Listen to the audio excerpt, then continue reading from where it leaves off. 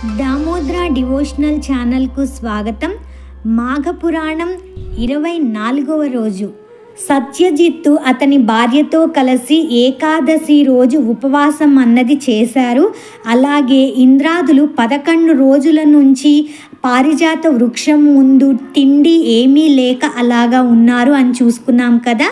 ఇంకా ఈరోజు గృత్నుమద మహర్షి జన్హుమునితో ఇట్లనెను: సత్యజిత్తు ఏకాదశి యందు భార్యతో పాటు ఉపవాసం చేసెను. కేశవుణ్ణి గంధ పుష్పాలతో అర్చించెను.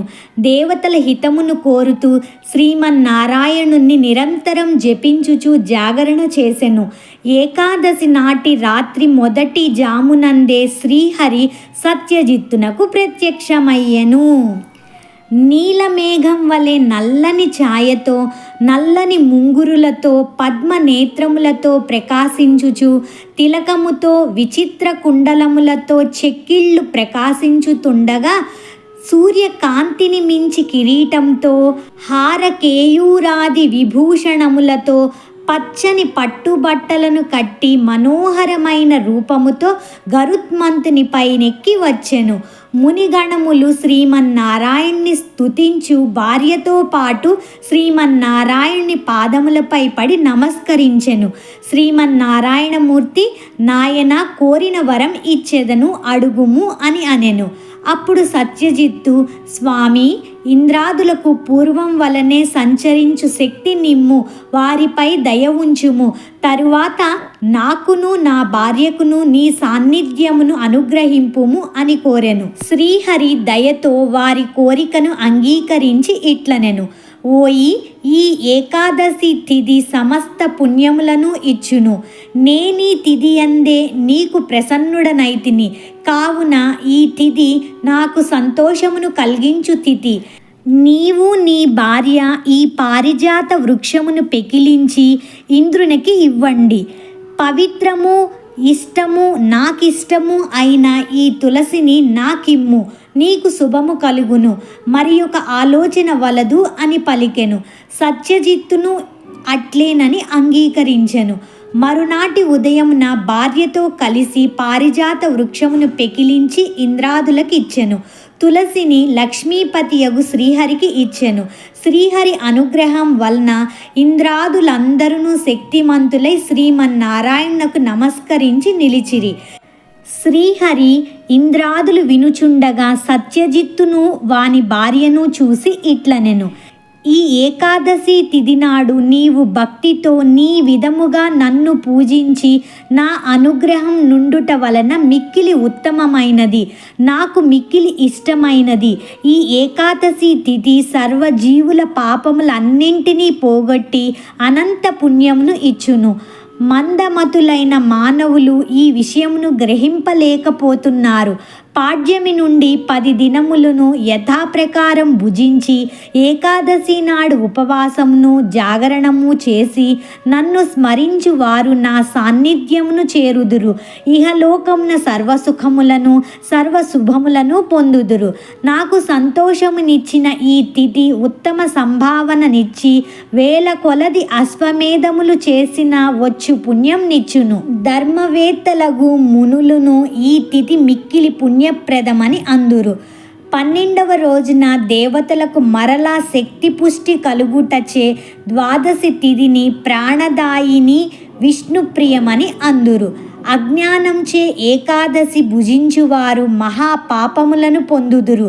దశమి నాటి రాత్రి భోజనమును మాని ఏకాదశి నాడు 2 పూటలా భోజనమును మాని ద్వాదశి నాటి మధ్యాహ్నము ఒకమారు భుజించి ఆనాటి రాత్రి భుజింపక ఉండిన చతుర్భుక్తావర్జితమైన ఏకాదశి ఉపవాసం అని అందురు. అంటే దశమి రోజు మొదలుపెట్టి దశమి రోజు రాత్రి ఏమీ తినము, దశమి తర్వాత ఏకాదశి రోజు కూడా ఏమీ తినకూడదు.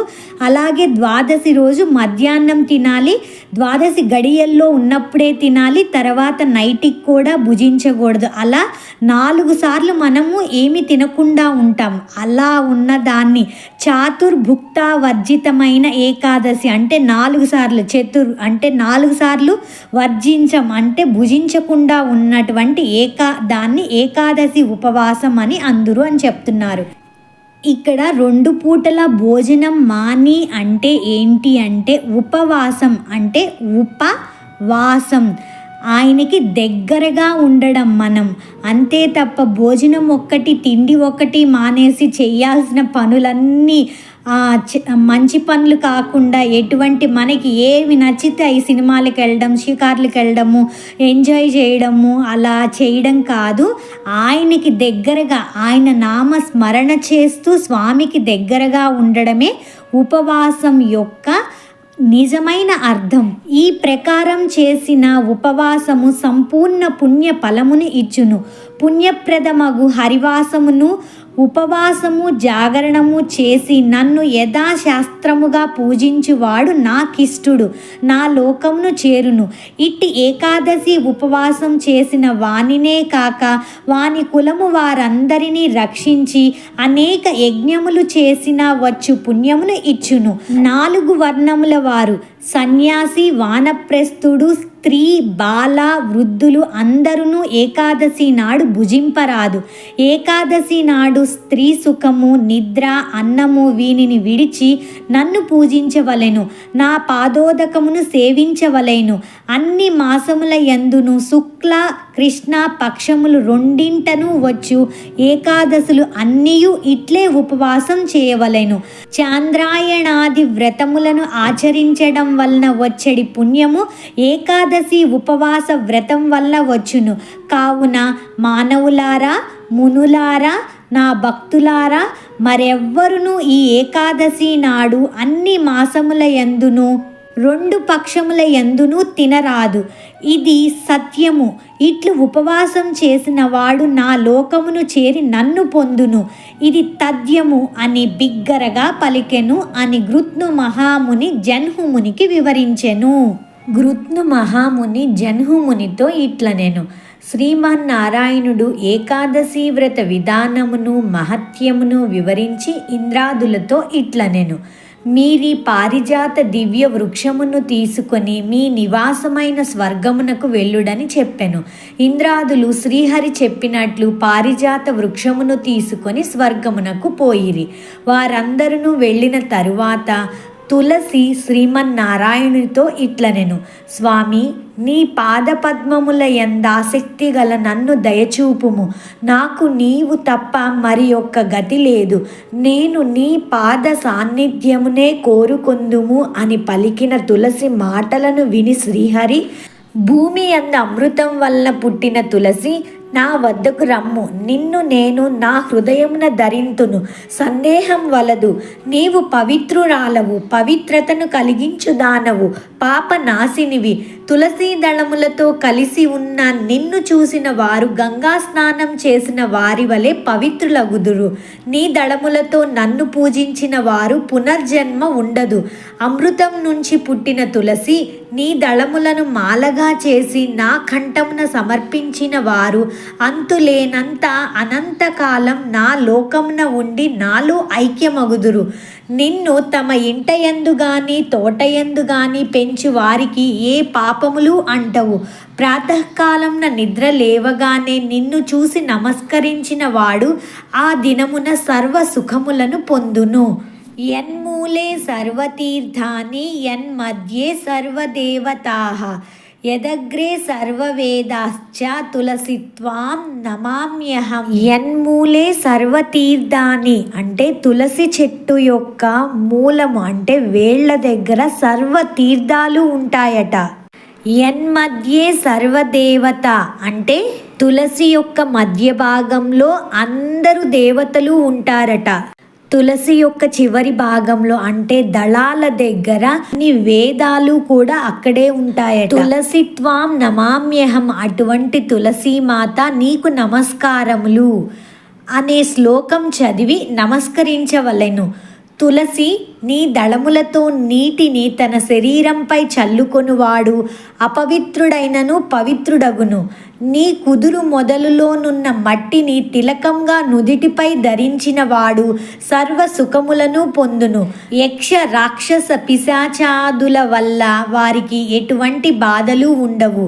అమృత సంభవ తులసి త్రైలోక్య పావని, నేను నిన్ను లక్ష్మీదేవికి సమానంగా భావింతును అని శ్రీహరి తులసికి వరమిచ్చెను. తులసి దళములను, కాండములను, శాఖలను అన్నింటినీ శుభప్రదములైన మృదువైన తన చేతులతో తాకెను. చక్రధారి స్పర్శ వలన తులసి మరింత కాంతిని, పవిత్రతను పొందెను. అప్పుడు ఆ తులసి మనోహరమైన పవిత్రమైన స్త్రీ రూపం పొంది శ్రీహరి అంశను పొందెను. మాయావి జగదీశ్వరుడు అయిన శ్రీహరి లోకరక్షణార్థమై తులసిని నియమించెను. శ్రీహరి ఎడమ చేతితో తాకబడిన భాగము కృష్ణవర్ణమై కృష్ణ తులసి అని పేరు పొందెను. ఆ వైపున ఉన్న ఇతర వృక్షములను తులసి సాన్నిధ్యముచే పవిత్రం అయ్యెను. తులసి ఉన్న ప్రదేశము పాపములను పోగొట్టును. తులసి యొక్క పవిత్రతని విన్నారు కదండి. అందుకే వైష్ణవ సాంప్రదాయంలో చెప్తూ ఉంటారు అండి, తులసి అన్నది ఒక్క చిన్న దళం తులసినైనా సరే ప్రతిరోజు మనం పూజలో స్వామికి అర్పించాలి. అలాగే మనం ఆరగింపు పెట్టే పదార్థాలపై ప్రతి పదార్థం పైన ఒక తులసి దళాన్నో తులసి ఆకునో ఉంచితేనే స్వామి ఆరగిస్తారట. అంటే తులసి అంత ఇష్టం స్వామికి. తులసి లేని తీర్థాన్ని స్వామి ఆరగించరని కూడా చెప్తూ ఉంటారు. అప్పుడు శ్రీహరి సత్యజిత్తును చూచి, నీవు నాకు పూజను చేసి బ్రాహ్మణ సమారాధనం చేసి నీవు మరియు నీ భార్యయు భుజింపుడు అని పలికెను. సత్యజిత్తు కూడా శ్రీహరిని పూజించి బ్రాహ్మణులకు భోజనం పెట్టి తన భార్యతో కలిసి భుజించెను. ఇట్లు ఆ వ్రతం పూర్తి అయిన తరువాత శ్రీహరి అందరును చూచుచుండ సత్యజిత్తు దంపతులతోనూ తులసితోనూ కలిసి గరుత్మంతుని పైనెక్కి తన లోకమునకు పోయెను. ఆహా, ఆ సత్యజిత్తు అదృష్టం చూడండి. జన్హుముని అంటున్నారు, నాయన ఇది ఏకాదశి వృత్తాంతము. ఏకాదశి తిథి అశ్వమేధ సహస్ర ఫలం ఇచ్చునని స్పష్టమైనది కదా. అన్ని ఏకాదశులలోనూ మాఘమాసం నందలి ఏకాదశి మరింత శుభప్రదము. ఈనాడు ఉపవాసం ఉండి శ్రీహరిని పూజించి జాగరణ మంత్రానుష్ఠానము స్మరణము చేసిన వారు శ్రీహరికి ప్రీతిపాత్రులై సాలోక్యమును సాయుజ్యమును పొందుదురు. సాలోక్యముక్తి సాయుజ్యముక్తి మనం చాలాసార్లు చెప్పుకున్నామండి. ముక్తులు 5 రకాలలో సాలోక్యము అంటే స్వామి ఉండే లోకంలో ఉండడం, సాయుజ్యము అంటే ఆయనలో కలిసిపోవడం. ఏకాదశి నాడు ఉపవాసం, ద్వాదశి నాడు పారణం అన్నది ముఖ్యము. ఆనాడు బ్రాహ్మణులకు భోజనం పెట్టి యథాశక్తి గోదానము, భూదానము, వస్త్రదానము, సువర్ణదానము, సాలగ్రామ శిలాదానము మున్నగు వానిని ఉత్తములైన బ్రాహ్మణులకు ఇయ్యవలెను.